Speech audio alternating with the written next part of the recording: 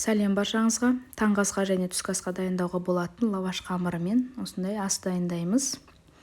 Ол үшін бізге піскен картоп, суда қайнатылып піскен картоп қажет. Картопымызды осылай алдын ала езіп дайындап аламыз. Және оның үстіне сүт қосамыз. Және дәміне қарай тұз бен қарабауыш саламыз. Толық рецептісін описаниеде жазып қалдырамын.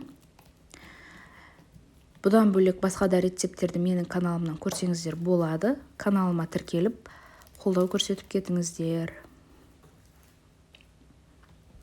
Тұз бен бұрыш салып, жақсылап араластырып алып, үстіне ерітілген сары майымызды қосамыз.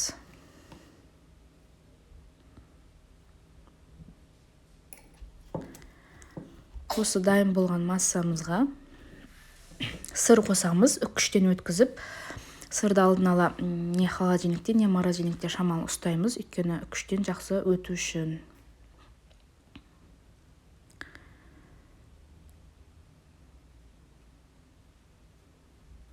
Сырымызбен араластырып, жақсылап араластырып қойып қоямыз.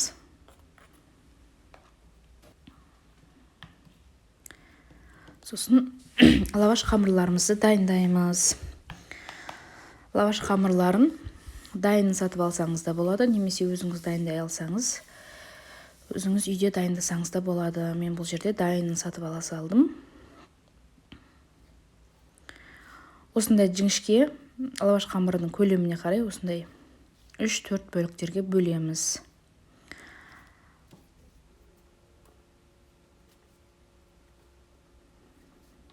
Өзіңіз қанша дайындағыңыз келеді,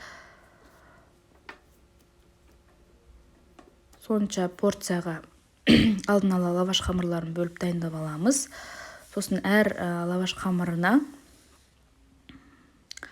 1-1,5 ас қасық картошкамызды салып, орап дайындаймыз.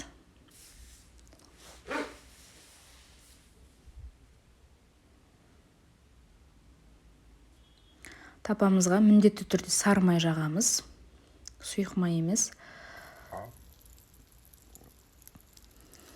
Сосын әрқайсысын бір ары кеткенде 2 минут орташа отта ұстап, екі бетін қызарғанша ұстап, қызартып аламыз. Мінекей осылай қызартып аламыз.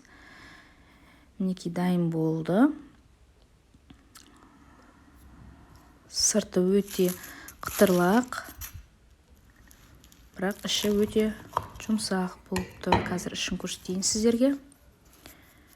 Мінекей осылай сыр мен картошка араласып өте дәмді болады. Жасап көріңіздер.